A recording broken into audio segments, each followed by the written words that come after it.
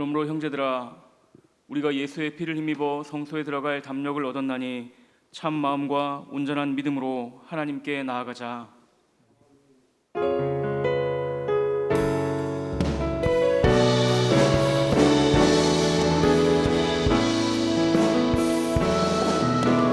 주님 큰 영광 받으소서. 홀로 찬양 받으소서.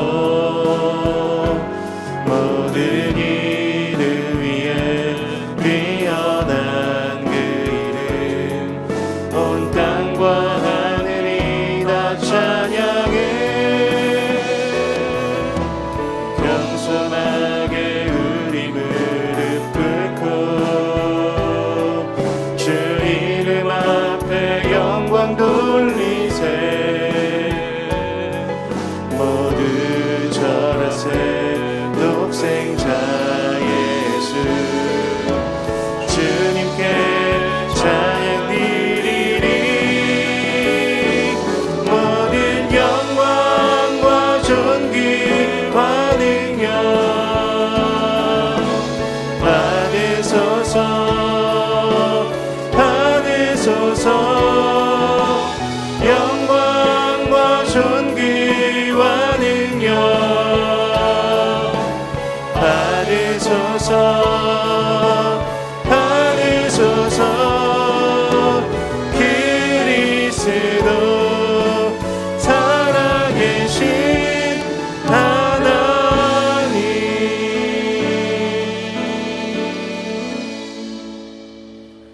전능하사 천지를 만드신 하나님 아버지를 내가 믿사오며 그 외아들 우리 주 예수 그리스도를 믿사오니 이는 성령으로 잉태하사 동정녀 마리아에게 나시고 본디오 빌라도에게 고난을 받으사 십자가에 못 박혀 죽으시고 장사한 지 사흘 만에 죽은 자 가운데서 다시 살아나시며 하늘에 오르사 전능하신 하나님 우편에 앉아 계시다가 저리로서 산자와 죽은 자를 심판하러 오시리라. 성령을 믿사오며 거룩한 공회와 성도가 서로 교통하는 것과 죄를 사하여 주시는 것과 몸이 다시 사는 것과 영원히 사는 것을 믿사옵나이다. 아멘.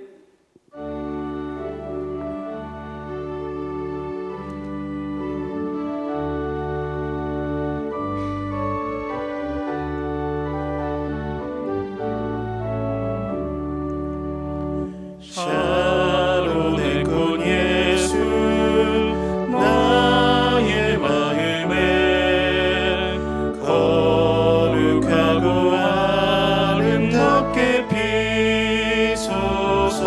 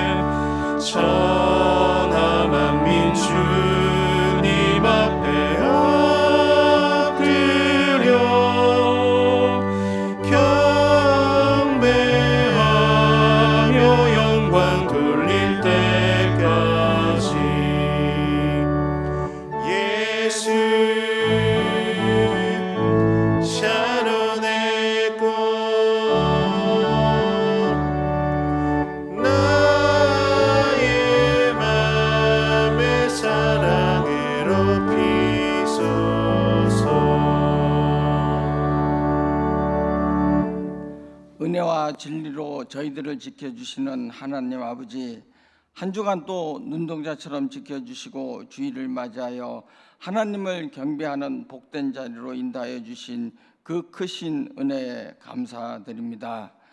이 시간 신령과 진정으로 영상 예배를 드려오니 주님으로 인한 참 기쁨과 참 소망이 넘치게 하시고 저희 안에 있는 헛된 욕망이 변하여 주님의 향기를 드러내는 복된 시간이 되게 하여 주옵소서. 은혜가 풍성하신 하나님 아버지, 이 나라와 백성 위에 함께하여 주시옵소서. 비정상적인 가치를 내세우는 쿠어 축제가 중단되게 하옵시고 포괄적 차별금지법이 이 땅의 존재조차도 이어지지 않도록 역사하여 주시옵소서. 한 주간 또 많은 비로 인하여 갖가지 피해를 입은 이들을 기억하여 주옵시고 아직도 코로나19로 인한 불안과 공포 속에서 믿음 생활이 불편함을 겪고 있습니다. 특히 코로나19가 저희 주변에서 확진자가 늘어나는 관계로 사회적 거리두기 2단계가 실시되므로 오늘 드려질 현장 예배가 중단되는 아픔 속에 영상 예배로 드려집니다. 전능하신 하나님, 이렇듯 코로나19의 확산으로 인한 저희들의 믿음이 떨어질까 심히 걱정됩니다. 교만과 나태로 인한 하나님의 심판을 결과라면 저희들이 무릎으로 회개하며 용서를 비오니 조속히 이 어려움을 거두어 주셔서 마음껏 찬양하고 경배드리는 나날이 속히 오도록 역사하여 주시옵소서. 소망을 주시는 하나님 아버지, 저희 교회에서 부족하지만 코로나 등으로 어려움을 겪고 있는 주변 분들에게 사랑 나눔을 허락하시니 참으로 감사드립니다. 물질의 섬김과 중보하며 함께 어려움을 나누는 따뜻함으로 이어지게 하옵소서.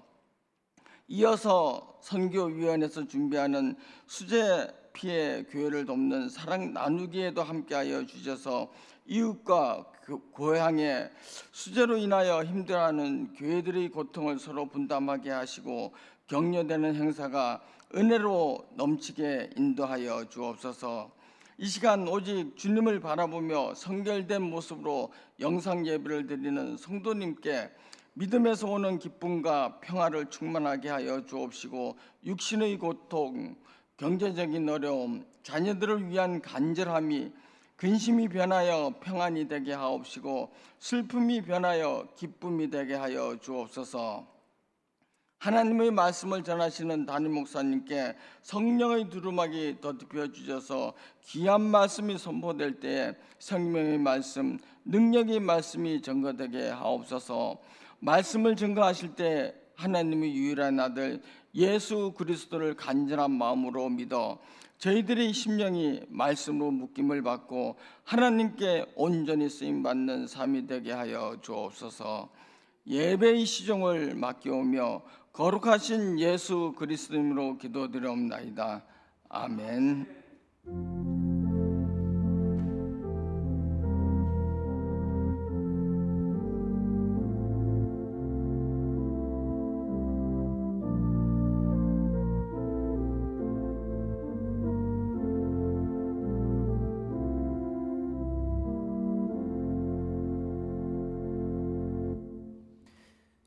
교회 소식을 알려드립니다. 주보 1면을 보시기 바랍니다.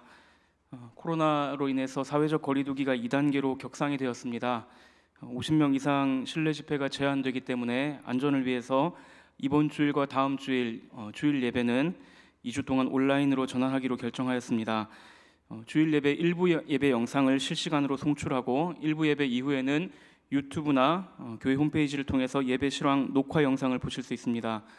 오전 8시 이전에는 카카오톡 채널 메시지가 전송이 되지 않기 때문에 일부 예배 실시간 영상을 보시기 원하시는 성도님들은 직접 유튜브로 접속해 주시기를 부탁드리겠습니다. 주일 예배 외에 현장 참석 인원이 적은 새벽 예배와 수요 오전 또 저녁 모임은 기존과 같이 현장과 온라인 병행해서 진행합니다. 다음 주일에 예정되었던 임직자 선거를 위한 공동의회는 한 주 연기하여서 8월 30일에 임직 선거를 실시합니다. 아울러 온라인 투표 일정도 한 주 연기하여서 온라인 투표 신청을 다음 주일까지 받습니다. 또 많이 신청하셔서 함께 임직자를 선출하는 귀한 일에 참여해 주시기를 부탁드리겠습니다. 여름 사역으로 진행되었던 로마서 성경 필사를 주일에 교회 오시면 이제 내시려고 하신 성도님들이 많이 계실 텐데요. 예배를 못 오시기 때문에 16장까지 쓰신 것을 인증샷을 찍으셔서 각 목장 담당 목사님들께 보내주시면 저희가 취합하도록 하겠습니다.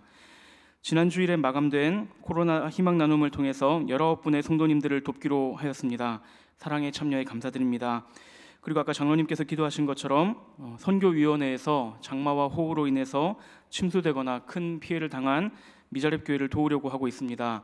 우리 교단이 아니라도 관계없고요. 피해 교회를 아시는 성도님들께서는 주보 광고를 참고하셔서 선교위원장 김승용 집사님께 연락 주시기를 바랍니다.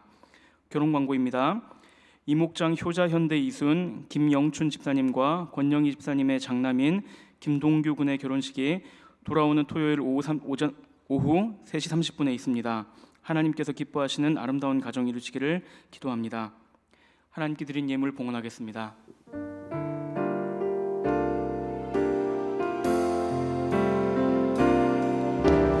나의 생명을 드리니 주 영광 위하여 사여가옵소서. 내가 사는 날 동안에 주를 찬양하며 기쁨의 제물 되리. 나를 받아주소서.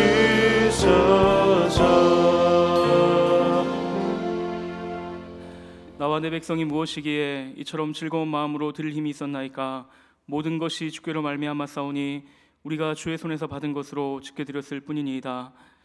하나님 아버지, 참 어렵고 한 치 앞도 알 수 없는 시기를 지나갑니다. 이 시기를 지내면서 오직 하나님만이 우리의 소망이시오, 또 하나님만이 우리의 유일한 인도자이심을 다시 한번 믿음으로 고백합니다. 그 믿음으로 드리는 예배와 예물을 주님 기쁘게 받아주시옵소서. 하나님, 참 여러 교회에서 코로나 확진자가 발생하면서 많은 사람들이 주님의 귀한 이름을 모독하고 있습니다.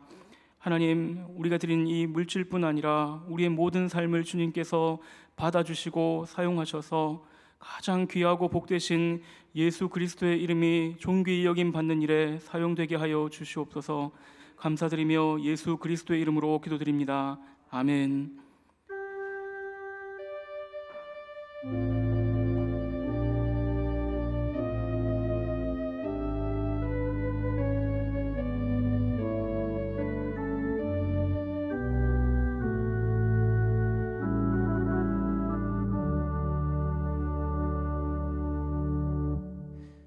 오늘 우리에게 주시는 하나님의 말씀은 요한복음 5장 19절부터 29절까지 말씀입니다.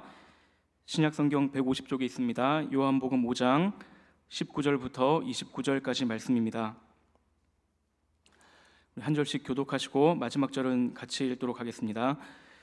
그러므로 예수께서 그들에게 이르시되 내가 진실로 진실로 너희에게 이르노니 아들이 아버지께서 하시는 일을 보지 않고는 아무것도 스스로 할 수 없나니 아버지께서 행하시는 그것을 아들도 그와 같이 행하느니라.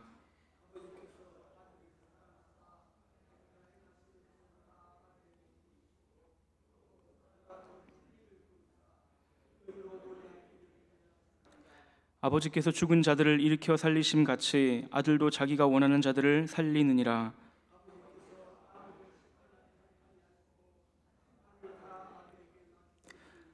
이는 모든 사람으로 아버지를 공경하는 것 같이 아들을 공경하게 하려 하심이라. 아들을 공경하지 아니하는 자는 그를 보내신 아버지도 공경하지 아니하느니라.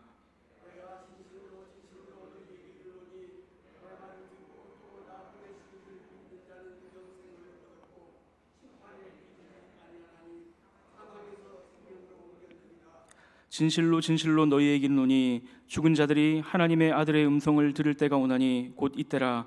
듣는 자는 살아나리라.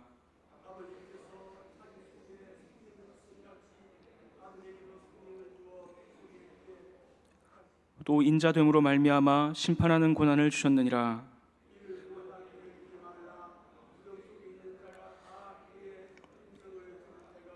같이 읽습니다. 선한 일을 행한 자는 생명의 부활로, 악한 일을 행한 자는 심판의 부활로 나오리라. 아멘. 2, 3부 성가대 영상 찬양 후에 담임 목사님께서 예수님의 유일성이라는 제목으로 말씀 증거해 주시겠습니다.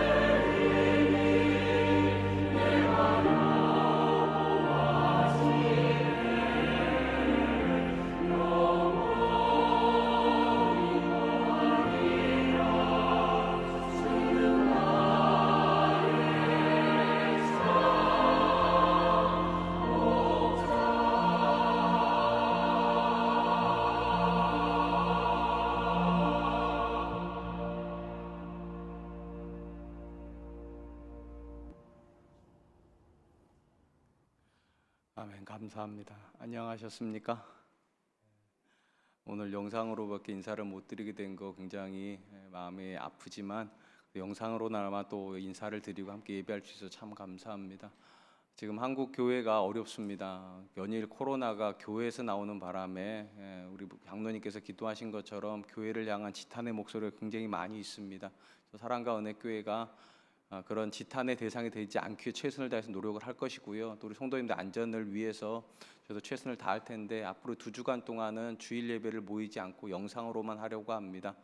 예배의 자리가 어디든지 간에 그곳에서 하나님께서 임재해 주시고 오늘도 동일한 은혜가 사랑과 은혜께 모든 성도들의 가정 가운데 함께할 줄로 믿고 이 예배도 하나님께서 그렇게 기쁘게 받으실 줄로 믿습니다. 이 시간 우리 믿음의 고백을 하나님께 드림으로 말씀 앞에 나가도록 하겠습니다. 하나님 나를 사랑하신다.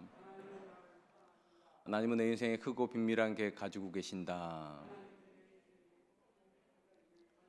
하나님은 오늘도 나와 동행하셔서 그 계획 이루어 주신다. 아멘. 그렇게 될 줄로 믿습니다. 아멘. 기독교 교리의 독특성 중에 하나는 하나님에 대해서 우리가 고백하는 믿음의 고백입니다. 창세기 기록을 보면 하나님께서 사람을 창조하시면서 우리의 형상이라고 하는 표현을 사용하시므로 하나님께서 홀로 계신 분이 아니라 복수로 계신 분임을 보여주고 있습니다. 우리는 이렇게 복수로 계신 하나님을 설명하기 위해서 삼위일체라는 표현을 사용합니다. 물론 성경 안에서 삼위일체라고 하는 단어가 사용되고 있지 않기 때문에 많은 기독교 이단들이 이 삼위일체 교리를 부정하는 것도 사실입니다. 대표적으로 여호와 증인과 같은 이단은 오직 성부 하나님만을 하나님으로 인정을 하고 예수님과 그리고 성령님을 하나님으로 인정하지 않습니다. 오히려 그들은 예수님을 천사장 미가엘의 현현으로 인식을 하고 성령님은 하나님의 능력으로 그렇게 이해를 합니다. 그러나 이런 이단들의 주장과 달리 우리가 가지고 있는 성경 안에서 우리는 하나님께서 삼위로 계시다는 것을 자주 발견하게 됩니다. 특별히 하나님께서 그 아들 예수님께서 세례를 받으시고 물 위로 나오실 때 이는 내 사랑하는 아들이요 내 기뻐하는 자라고 말씀하심으로 예수님께서 하나님의 아들이심을 구체적으로 말씀하여 주셨고, 바울은 고린도 교회에게 보내는 편지에서 주 예수 그리스도의 은혜와 하나님의 사랑과 성령의 교제가 너희와 함께 있을지어다라고 말하므로 성령님께서 성부 성자 하나님과 동일한 위치를 가지고 계신 하나님이심을 밝혀주고 있습니다. 그런 점에서 상식적 개념으로 세 분의 하나님이 한 분으로 계신다는 삼위일체의 개념을 우리가 이해하기 쉽지 않을지라도 성경의 기록은 삼위일체 교리를 지지하고 있음에 틀림이 없습니다. 삼위일체에 대한 개념만큼이나 특별한 기독교의 교리가 있다면 예수님의 유일성에 대한 고백일 것입니다. 예수님께서 유일성을 가지고 계시다라고 하는 이 고백에 대한 가장 구체적인 두 가지의 증언이 있다면 예수님께서 직접 하신 내가 곧 길이요 진리요 생명이니 나로 말미암지 않고는 아버지께로 올 수 없다라는 이 선언과 사도들의 선언인 천하 인간의 구원을 얻을 만한 다른 이름을 주신 적이 없다라는 이 선언에서 찾아볼 수 있을 것입니다. 사실 예수님의 이 유일성의 뿌리는 하나님께서 인류가 타락하는 시점에서 아담과 하와에게 언약적 관점에서 주셨던 약속에 근거를 합니다. 뱀에게 유혹을 받아서 타락하였을 때 하나님께서 이렇게 선언을 하십니다. 창세기 3장 15절 말씀, 내가 너로 여자와 원수가 되게 하고 내 후손도 여자의 후손과 원수가 되게 하리니 여자의 후손은 내 머리를 상하게 할 것이요 너는 그의 발꿈치를 상하게 할 것이라 하시고, 신학적으로 복음의 시작이라고 한 뜻에서 이 제가 읽어드렸던 이 창세기 3장 15절 말씀을 원시복음이라 그렇게 말을 합니다. 하나님은 여자의 후손으로 메시아를 보내셔서 사단의 세력을 정복하시고 인류를 구원하기로 선언하셨습니다. 바로 이런 이유에서 하나님의 계획을 따라 이 땅에 여자의 후손으로 오신 예수님만이 유일한 구원의 길이 되는 것입니다. 오늘 우리가 살펴보게 될 본문의 말씀은 예수님께서 그분의 입술을 통하여서 직접적으로 예수님의 유일성을 증언하시는 말씀이라고 이해가 됩니다. 우리가 지난 시간에 살펴본 것처럼 예수님은 안식일에 38년 된 병자를 고치심으로 유대인들의 공분을 사셨습니다. 근데 그것보다 더 심각한 문제는 예수님께서 안식일에 이 환우를 고치시면서 내 아버지께서 이제까지 일하시니 나도 일한다라고 말씀하심으로 하나님과 자기 자신을 동일시하는 비난에 직면하셔야만 했다는 것입니다. 당시 유대인들의 관점에서 볼 때 예수님께서 안식일에 환자를 고치시는 것도 심각한 문제지만 이거보다 더 심각한 문제는 하나님을 아버지라고 예수님께서 하셨던 고백에 있었습니다. 이는 자신을 하나님과 동일시 여기는 것으로 유대인들은 이런 죄를 신성모독의 죄로 여겼고, 이런 죄인 경우는 당장 돌을 들어서 죽여도 할 말이 없는 그런 죄에 해당이 됩니다. 이 예수님은 자신이 이런 선언을 하는 것이 절대로 신성모독이 아님을 본문의 말씀을 통하여서 증언하고 계시다 이해하면 좋겠습니다. 먼저 예수님은 자신이 하나님과 누리고 있는 매우 독특한 관계에 대해서 이렇게 말씀하십니다. 본문 말씀 19절입니다. 그러므로 예수께서 그들에게 이르시되 내가 진실로 진실로 너희에게 이르노니 아들이 아버지께서 하시는 일을 보지 않고는 아무것도 스스로 할 수 없나니 아버지께서 행하시는 그것을 아들도 그와 같이 행하느니라. 예수님 자신이 하시는 모든 일의 근거는 하나님 아버지라고 그렇게 선언하고 계십니다. 하나님께서 자신이 행하시는 모든 일을 아들인 예수님에게 보여주시고, 아들은 아버지가 자신에게 보여준 그 모든 것을 따라 아버지처럼 일을 한다 그렇게 말하고 계신 것입니다. 그 일례로 하나님께서 죽은 자를 살리는 것처럼 아들도 자기가 원하는 자를 살린다 그렇게 말씀하셨습니다. 이는 요한복음 4장 후반부에 있었던 왕의 신하의 아들을 살리신 것과 5장에서 38년 된 병자를 살리신 이야기를 설명하시는 것으로 그렇게 이해할 수 있을 것 같습니다. 하나님께서 그분의 백성이 믿음을 고백할 때 그들을 살리셨던 것처럼 아들 역시 그분을 향하여서 믿음을 고백하면 그들을 살린다 그렇게 선언하시는 것입니다. 우리가 예수님의 말씀에서 주목할 표현이 있다면 바로 이 표현입니다. 아들이 아버지께서 하시는 일을 보지 않고는 아무것도 스스로 할 수 없느니라는 말씀입니다. 예수님께서 아무것도 스스로 할 수 없다라고 하신 이 말씀은 예수님의 무능력을 말씀하시는 것이 아니라 오히려 하나님과 상관이 없는 어떤 일도 하지 않으시겠다는 선언으로 이해해야 될 것입니다. 예수님은 성부 하나님과 동등한 위치에 계신 아들 하나님이시기 때문에 얼마든지 스스로 자신의 일을 결정하실 수 있음에도 불구하고 스스로는 아무 일도 하지 않으시겠다고, 정확히 말하면 하나님과 상관이 없는 다른 길에서 절대로 일을 하지 않으시겠다고 그렇게 선언하고 계신 것입니다. 그러하였기에 성자 예수님은 그분의 사역의 모든 기준이 오직 성부 하나님이셨고, 이런 성자이셨기 때문에 성부 하나님께서 그분의 모든 사역을 아들과 함께 공유하실 수 있었던 것입니다. 우리는 아버지께서 하시지 않는 일을 하실 수 없다라고 하는 예수님의 선언에서 예수님의 정확한 사역의 방향성을 보게 됩니다. 예수님은 자신의 삶과 사역이 하나님의 모습을 보여주는 방향에서만 진행되기로 그렇게 작정하시고 사역을 하고 계시기 때문입니다. 예수님은 오직 자신의 삶에서 성부 하나님의 뜻이 이루어지고 그를 통하여서 성부 하나님만이 드러나기를 그렇게 원하고 계신다라고 밝히고 계신 것입니다. 우리는 성경 안에서 이런 예수님의 삶의 방식과 사역의 모습을 똑 닮은, 정확히 닮은 한 사람을 발견하게 됩니다. 바로 사도 바울입니다. 그가 빌립보 성도들에게 보내는 편지에 보면 이런 고백이 나옵니다. 빌립보서 1장 20절 말씀, 나의 간절한 기대와 소망을 따라 아무 일에든지 부끄러워 아니하고 지금도 전과 같이 온전히 담대하여 살든지 죽든지 내 몸에서 그리스도가 존귀하게 되게 하려 하나니. 바울 사도가 그의 삶과 사역을 통해서 절대적으로 원하는 고백은 딱 하나였습니다. 그의 몸에서 그리스도가 존귀하게 되는 것이었습니다. 다른 사람들이 사도 바울의 삶에서 그리스도를 존귀하게 여기려면 어떻게 되어야 되겠습니까? 당연히 그의 모든 삶과 사역의 방향이 정확하게 그리스도와 일치해야만 합니다. 만약에 그가 그의 삶과 사역에서 그리스도와 다른 모습을 보여준다면 사람들은 그의 모습에서 그리스도를 볼 수도 없고 그리스도의 존귀한 모습을 절대적으로 찾을 수도 없었을 것입니다. 바로 이런 이유 때문에 사도 바울은 자기 몸에서 또 자기 사역에서 그리스도와 다른 방향으로 가려고 하는 자기 자신을 쳐서 복종시킨다라고 그렇게 고백했던 것입니다. 자기 자신이 드러나면 거기 어디에서도 그리스도는 드러날 수 없다, 그렇게 생각했기 때문입니다. 우리가 잘 알고 있는 대로 예수님께서 그분의 제자들을 부르셨을 때에 그들에게 단 하나의 요구를 하셨습니다. 바로 자기를 부인하고 십자가를 지라는 것이었습니다. 예수님께서 이런 요구를 제자들에게 하셨던 근본적인 이유는 예수님께서 제자들보다 먼저 자기를 부인하셨고 십자가를 지셨기 때문입니다. 빌립보서 2장 5절로 7절 말씀입니다. 너희 안에 이 마음을 품으라. 곧 그리스도 예수의 마음이니 그는 근본 하나님의 본체시나 하나님과 동등됨을 취할 것으로 여기지 아니하시고 오히려 자기를 비워 종의 형체를 가지사 사람들과 같이 되셨고, 성자 하나님이셨음에도 불구하고 예수님은 하나님과 동등됨을 주장하지 않으셨고 오히려 자기를 비워서 철저하게 하나님 뜻에 순복하였다, 그렇게 기록을 합니다. 그리고 이렇게 하기 위해서 예수님이 하셨던 일은 무엇인가? 자기를 비워내시는 자기 부인을 먼저 하셨다는 것입니다.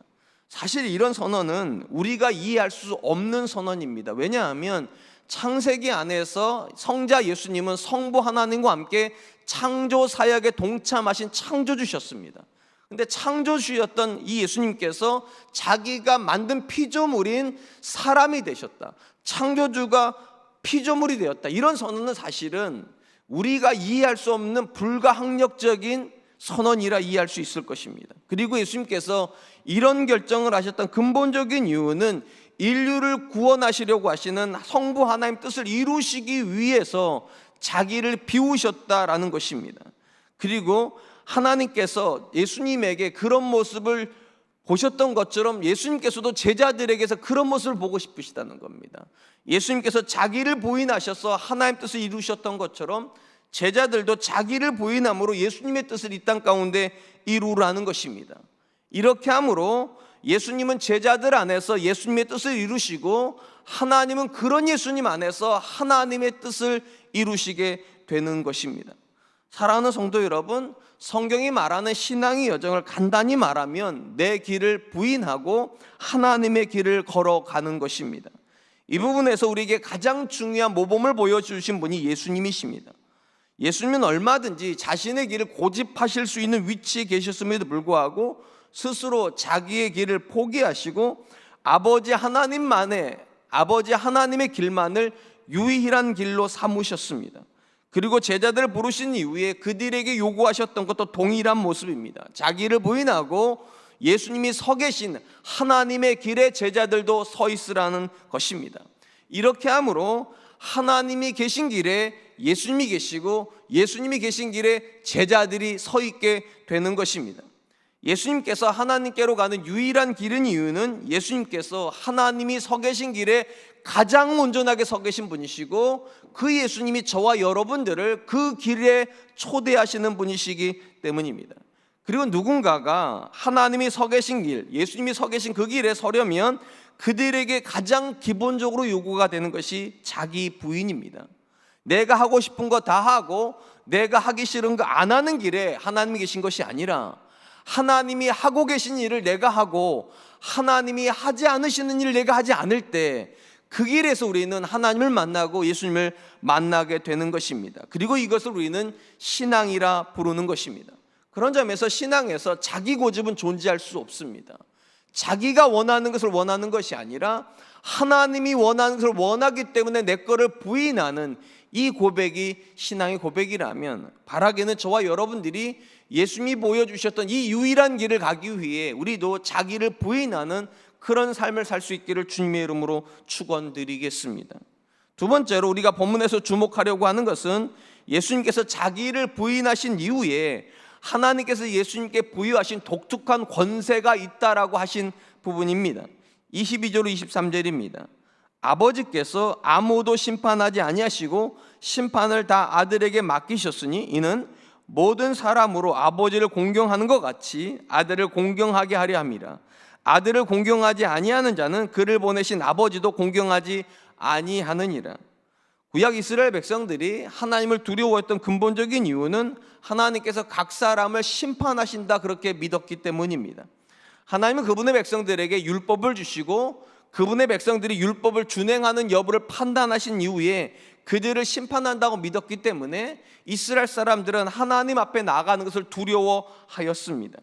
그런데 예수님이 심판의 권세를 가지고 계신 그 하나님께서 아들이신 예수님에게 그 심판의 권세를 위임하셨다 그렇게 선언하고 있습니다. 물론 이 말은 성부 하나님께서 더 이상 심판하지 않으시겠다는 말이 아니라 그 심판을 아들을 통하여서 실행하시겠다는 선언으로 이해하면 좋을 것 같습니다. 그리고 성부 하나님께서 이런 결정을 하신 이유를 모든 사람으로 아버지를 공경하는 것 같이 아들을 공경하게 하려 하심이라 이렇게 말씀하셨습니다. 우리는 바로 앞에서 예수님께서 철저하게 하나님이 하시는 일을 하시고 하나님이 하시지 않는 일을 안 하심으로 자기 뜻을 이루는 것이 아니라 하나님의 뜻을 이루어 하나님을 존귀케 하시는 선택을 하셨다 이렇게 선언했습니다. 그리고 이런 예수님의 사역과 삶을 보시고 나서 하나님이 하신 선택은 무엇인가? 아들을 존귀케 하시겠다는 것입니다. 그리고 아들을 존귀케 하기 위해서 구약으로부터 성부 하나님의 권세라고 여겨졌던 심판의 권세를 아들 하나님에게 주심으로 사람으로까지 내려갔던 그 아들을 성자의 위치로 다시 세우시겠다 그렇게 선언하고 계시다는 것입니다. 우리가 본문에서 두 번째로 예수님의 특별함을 발견하는 것은 이것입니다. 예수님은 자기 자신을 자기가 높임으로 영광을 받으신 것이 아니라 오히려 자신을 낮춤으로 하나님이 예수님을 높여주시는 그런 삶을 선택하셨다는 것입니다. 오늘 본문에 보면 예수님을 높이시겠다고 하는 하나님의 이 선언, 특별히 이 심판의 권세를 주신 가장 명확한 이유가 나온 구절은 27절입니다. 27절을 같이 한 번만 읽어보도록 하겠습니다. 또 인자됨으로 말미암아 심판하는 권세를 주셨으니. 우리 성경 안에 인자라고 하는 표현은요 오직 예수님께만 사용되는 표현입니다. 예수님께서 하나님의 아들이셨음에도 불구하고 사람의 몸을 입은 상태를 표현할 때 우리는 인자라고 하는 표현을 성경에서 보게 됩니다. 그러니까 하나님께서 예수님에게 심판의 권세를 부여하시고 그 아들을 높이시겠다고 결정하신 데는 그만한 이유가 있다는 겁니다. 예수님께서 하나님이셨음에도 불구하고 사람의 자리까지 내려가시는 선택을 하셨기 때문에 하나님께서 그거에 대해서 아버지로서 일종의 보상을 하고 싶으시다는 겁니다. 인자의 자리까지 내려갔기 때문에 성부 하나님께서 그 아들에게 심판의 권세를 부여함으로 본래 아들의 위치까지 높이시겠다, 그렇게 작정하셨다는 것입니다. 성경이 말하는 은혜는요, 절대적으로 하나님의 주권 아래에 있습니다. 이 말은 우리가 원한다고 하여 은혜가 임하는 것이 아니라 모든 은혜는 하나님의 결정이라는 것입니다.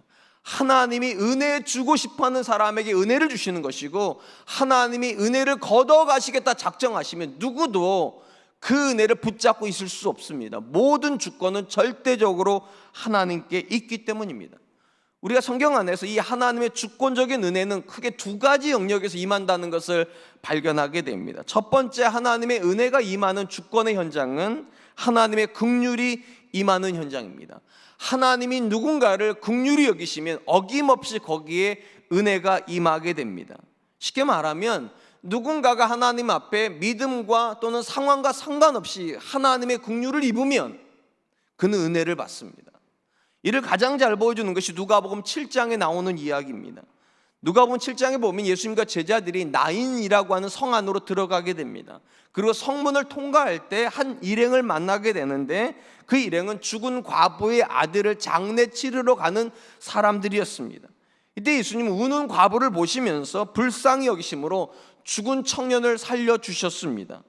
여기서 우리가 정말로 주목해야 될 것은 예수님께서 거기에서 그 아들을 살리실 때 이 과부의 믿음을 보신 것도 아니고요, 놀랍게도 죽었던 청년의 믿음이 대단했다라는 뭔가를 들으셨기 때문에 그렇게 하신 것이 아니라 딱 하나의 이유 때문에 그 아들을 살려주셨습니다.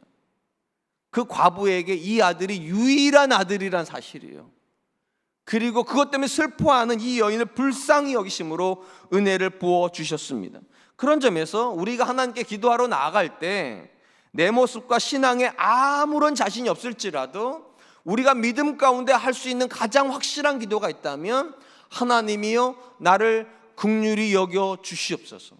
하나님이 우리를 긍휼히 여겨 주시면 우리의 믿음, 우리의 신앙의 상태와 상관없이 하나님의 은혜는 임하기 때문입니다.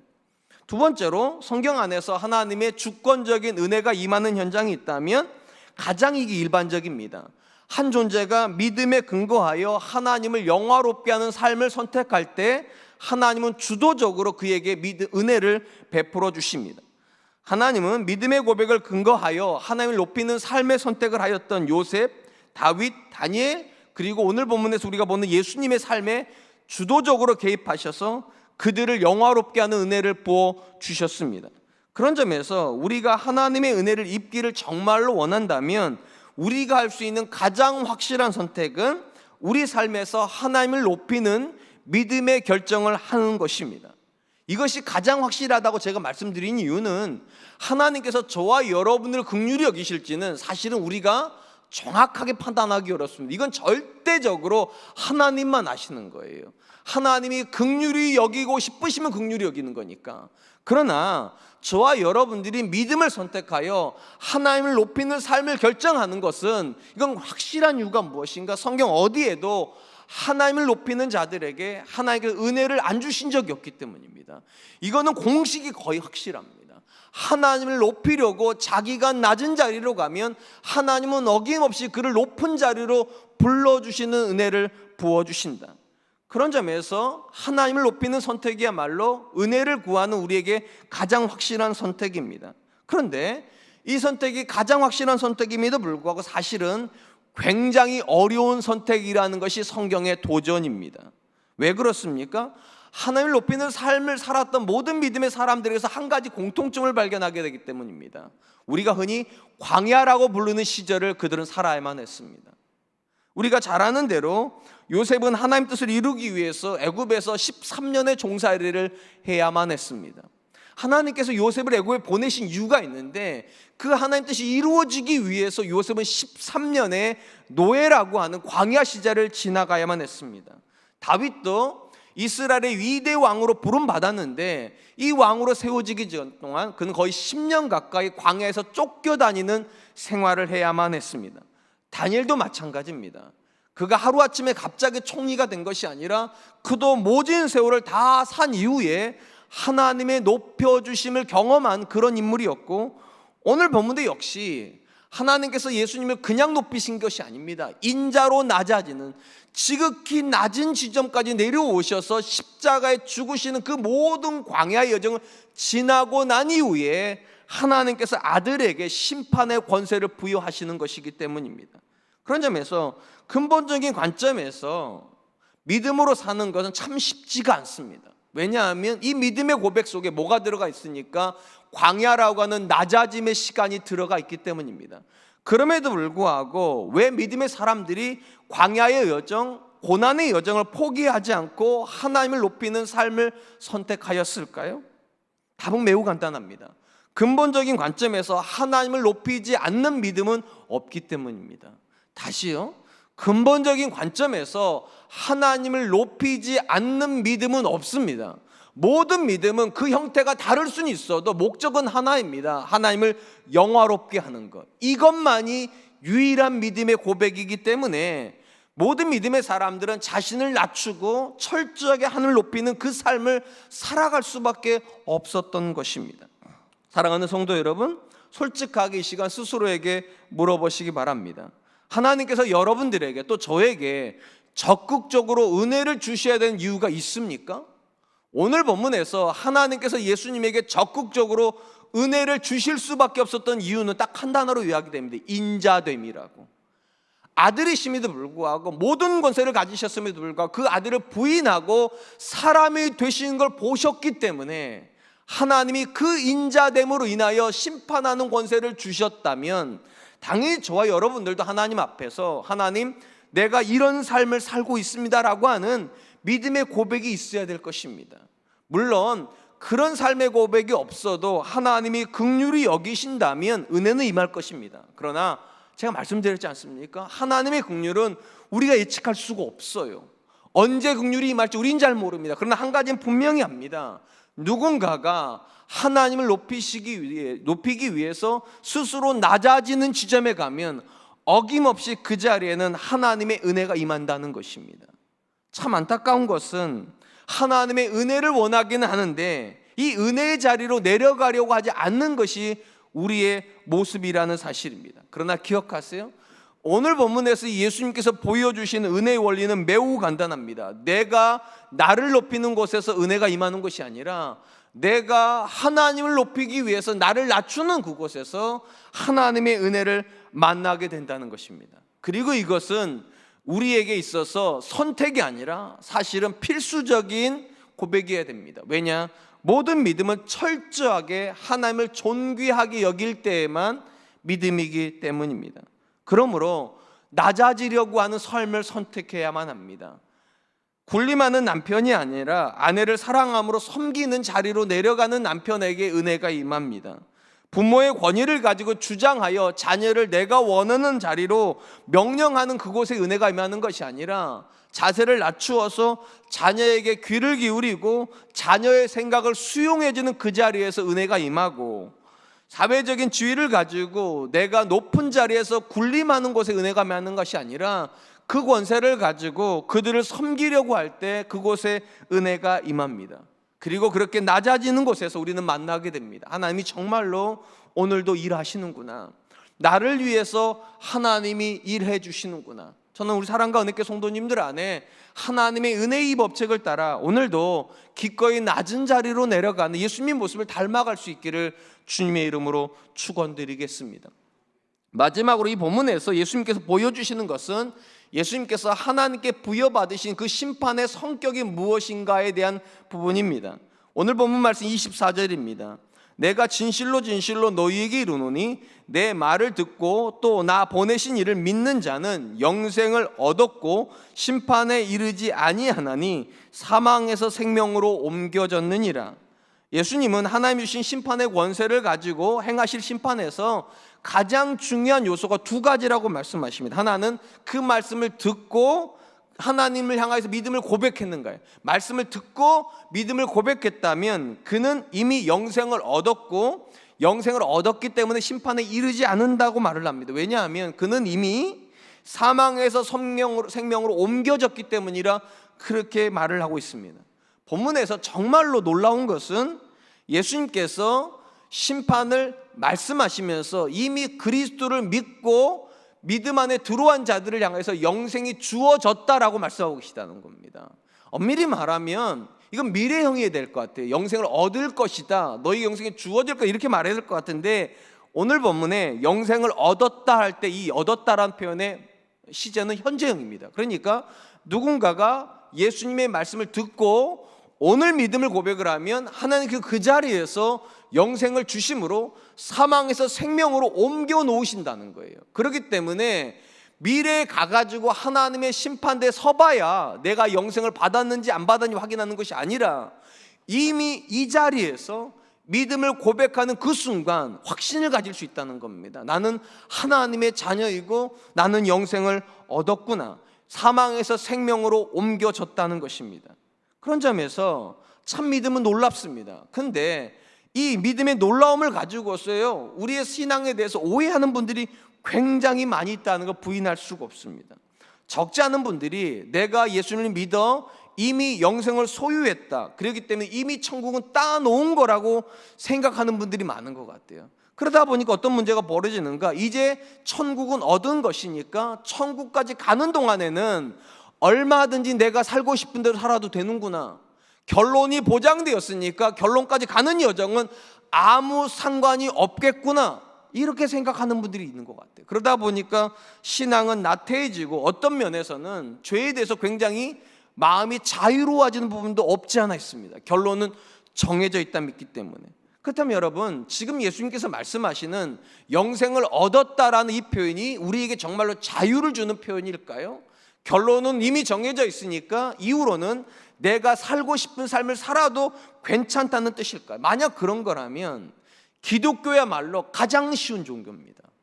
그냥 예수님 믿는다고 말하고 그 다음부터는 내 마음대로 살아도 되는 그런 종교일 테니까. 그러나 기억하셔야 될 것은 기독교는 절대로 쉬운 종교가 아닙니다. 왜냐하면 하나님은 우리에게 그런 무한정 자유를 주신 적이 한 번도 없기 때문입니다. 제가 이렇게 말씀드린 이유가 있어요. 일단 본문에 보면 예수님께서 영생을 소유하고 있다라고 말하는 사람들 전제가 있어요.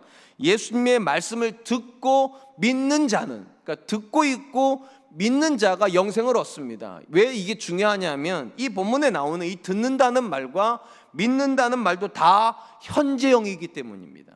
과거에 언제 한번 말씀을 듣고 언제 한번 믿음을 고백해서 영생을 가지는 게 아니라 현재적으로 듣고 있고 현재적으로 믿고 있는 사람이 영생을 현재적으로 누리는 겁니다. 무슨 말인가 하면 제가 자주 말씀드린 것처럼 헬라어에서의 현재형의 용법은 독특합니다. 반복적이고 습관적이고 의지적일 때 현재형을 씁니다. 그러니까 누군가가 예수님의 말씀을 습관적으로 반복적으로 의지적으로 듣고 있고 그 말씀을 통해서 습관적으로 반복적으로 의지적으로 믿음을 고백하고 있을 때 그에게 하나님이 주시는 영생이 주어진다는 것입니다. 무슨 말인가? 하나님의 영생을 소유하는 모든 사람들의 믿음은 현재형이라는 겁니다.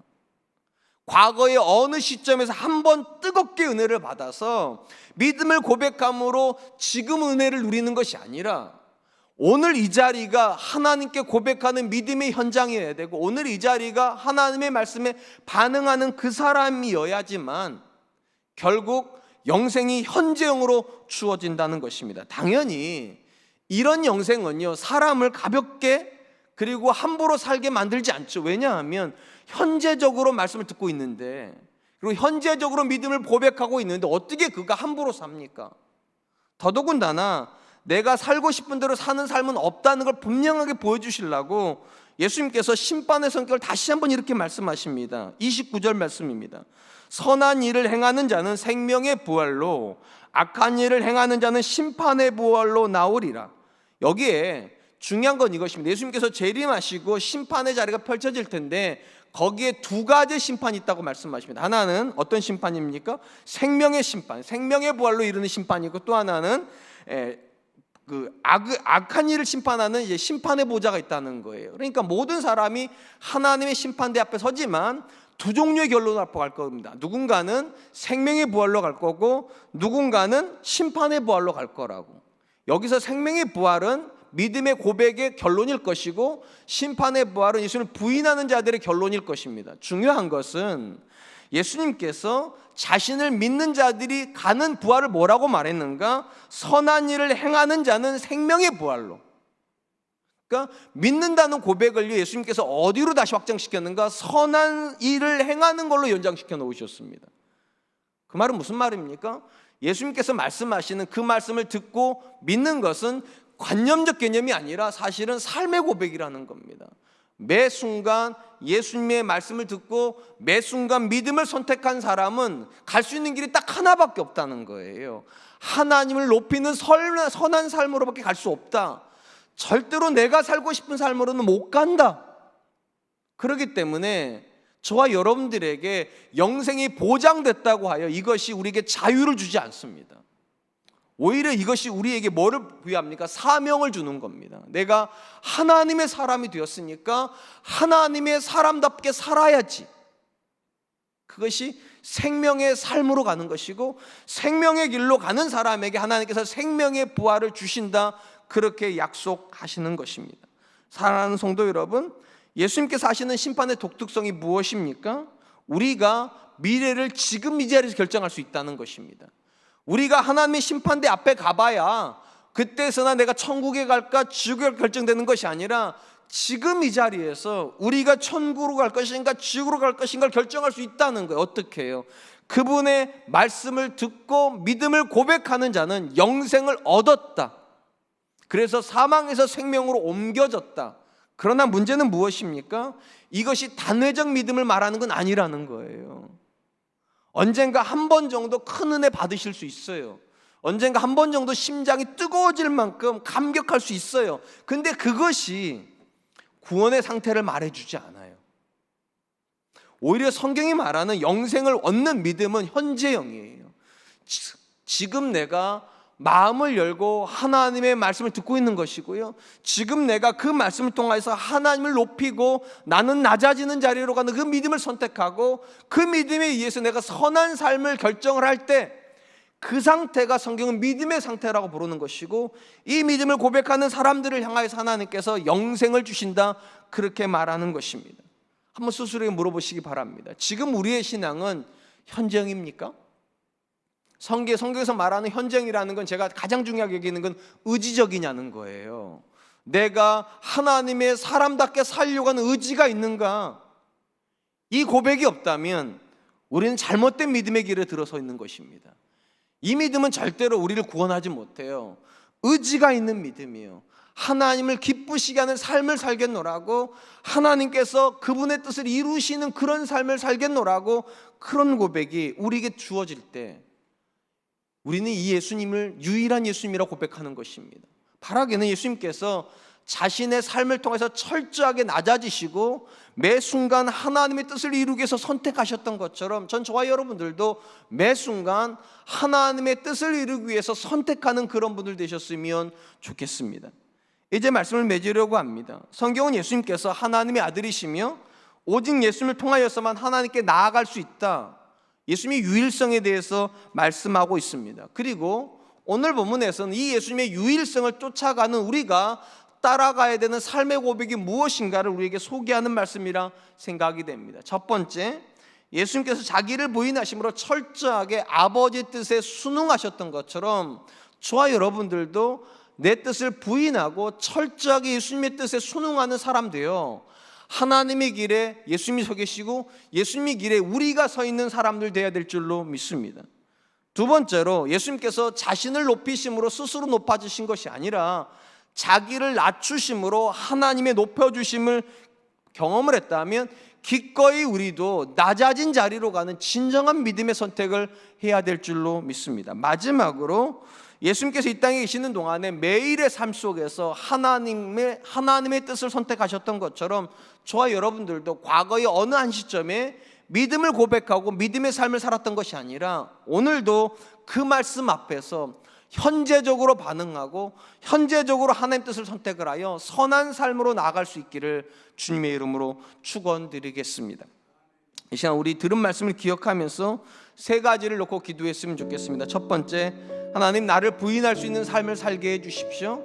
내 뜻을 주장하는 것이 아니라 내 뜻을 내려놓고 철저하게 아버지의 뜻을 나의 뜻으로 삼는 사람 되게 하여 주시고, 두 번째, 내가 나를 높임으로 내가 높아지는 선택을 하는 것이 아니라 내가 하나님을 높이겠다고 작정을 하고 나를 낮추는 그 자리에 먼저 내려갈 수 있는 그런 사람 되게 하여 주시옵소서. 세 번째, 과거의 어느 시점에 믿음을 고백했던 사람으로 멈추는 것이 아니라 내가 고백하는 믿음이 현재형이 되게 하여 주시옵소서. 매일 말씀 앞에 서서 그 말씀 앞에 매일같이 반응을 하여 하나님을 존귀케 하는 선한 삶을 선택하는 그런 사람들 되게 하여 주시옵소서. 우리 같이 한 번만 기도하도록 하겠습니다. 기도하겠습니다.